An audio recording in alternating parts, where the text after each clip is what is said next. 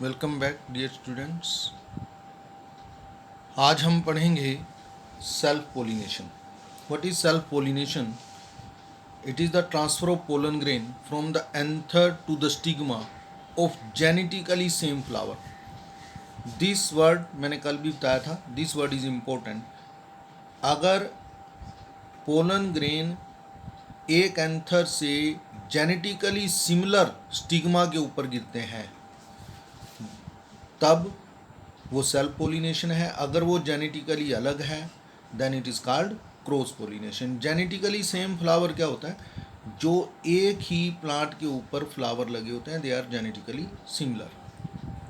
अगर दो प्लांट हैं, एक प्लांट के फ्लावर से पोलन ग्रेन दूसरे प्लांट के फ्लावर के स्टिग्मा के ऊपर गिरते हैं, दूसरे प्लांट के, then it is genetically different. अगर सेम प्लांट है then it is genetically same.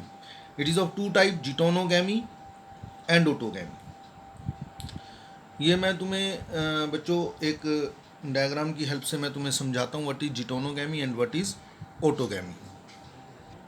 Suppose this is the figure, this is one flower of same plant, this is second flower of the plant.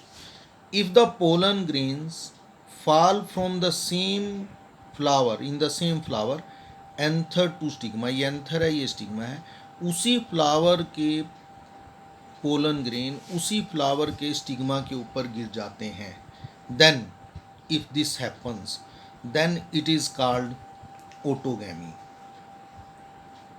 ओटोगैमी यानी अपने ही flower के pollen grain उसी flower के stigma के ऊपर। If the pollen grain transferred from one flower to the stigma of the another flower of the same plant, plant is same, same plant, दो flower लगे हुए हैं, इस एंथर से पोलन ग्रेन दूसरे फ्लावर के स्टिग्मा के ऊपर जाकर गिर जाते हैं, इट इज कॉल्ड जिटोनोगैमी। इसको हम जिटोनोगैमी कहते हैं।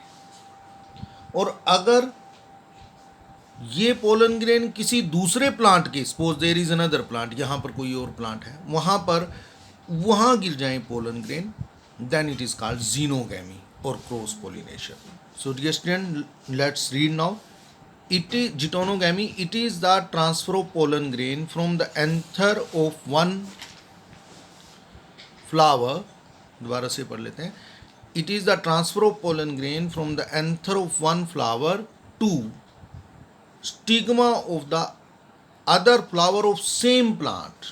This is other flower of same plant or genetically similar flower.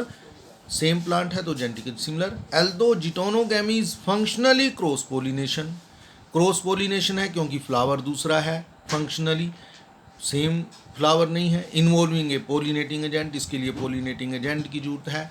Means pollen grain को एक फ्लावर से दूसरे फ्लावर तक ले जाने के लिए किसी एजेंट, इंसेक्ट की या फिर एयर की, इस तरह एजेंट की जरूरत है। It is similar to, genetically it is similar to autogamy, क्योंकि जेनेटिकली सेम फ्लावर है इसलिए उसको ओटोगैमी हम कहेंगे, व्यूज जैसा है ये। Since the pollen grains come from the same plant. Now what is autogamy? It is the transfer of pollen grain from the anther to the stigma of same flower. It always occurs in bisexual flower. ये bisexual flower में ही होगी, क्योंकि जब दोनों part mail भी और female भी यानी एंथर भी और स्टिग्मा भी एक ही फ्लावर में होंगे तो उस फ्लावर को हम बाइसेक्सुअल फ्लावर कहेंगे। In these plant both anther and stigma mature simultaneously called synchrony. Question आता है व्हाट इज सिनक्रोनी? यानी इन प्लांट में, क्योंकि अगर सेम फ्लावर के ऊपर होनी है तो एंथर भी और स्टिग्मा भी एक ही टाइम पर मैच्योर होने चाहिए, तभी ये पॉसिबल है दोनों केस, अदरवाइज ये पॉसिबल नहीं है। और जब एक ही टाइम पे दोनों पार्ट मैच्योर होते हैं उसको हम क्या बोलते हैं? That is called synchrony, no cross pollination और जीनोगैमी। What is xenogamy? मैंने बता दिया, transfer of pollen grain from the anther of one flower to the stigma of genetically different flower और of same species. Genetically different यानी of other plant, it is carried by external agency, ये अब external agency की जरूरत है, या तो abiotic हो सकती है वो एजेंसी। एबायोटिक क्या है, जो जिसमें जीवन ना हो, विंड है या वाटर है उसकी हेल्प से। और बायोटिक एजेंसी, बायोटिक फैक्टर क्या है, एनिमल की हेल्प से, जिसको जूफिली कहते हैं। Majority of the plants use biotic agent, ज़्यादातर प्लांट्स में बायोटिक एजेंट की हेल्प से पोलिनेशन होती है, that is with the help of animals. Then next question, एक क्वेश्चन आता है, define chasmogamy and cleistogamous flower. What are chasmogamous and cleistogamous flower? Chasmogamous flowers are those in which the flower get open. ज़्यादातर जो हम flower देखते हैं वो चास्मोगैमस होते हैं, क्योंकि वो खुल जाते हैं फ्लावर, तुम सारे पार्ट्स उसके देख सकते हो। क्रिस्टोगैमस फ्लावर होते हैं कुछ प्लांट्स के अंदर जो फ्लावर खिलते नहीं हैं, मतलब वो खुलेंगे नहीं, बड आएगी, कली आएगी और वो खुलेगी नहीं, तो उनके अंदर पोलिनेशन, क्योंकि फ्लावर खुला ही नहीं, फ्लावर बाइसेक्सुअल है, पोलिनेशन अंदर ही हो जाती है, सेल्फ पोलिनेशन होती है।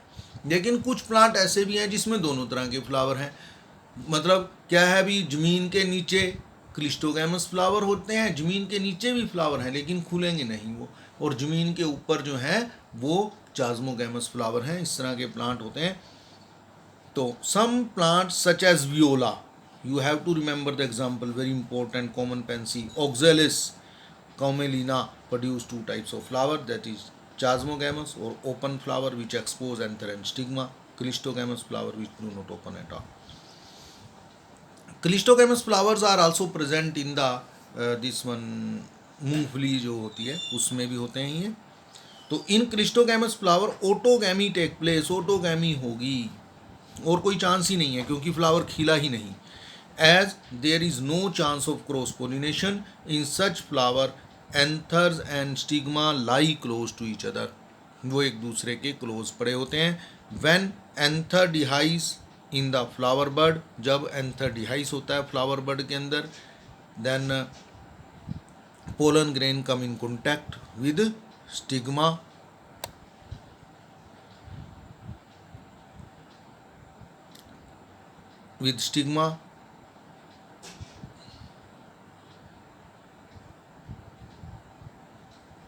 to effect pollination.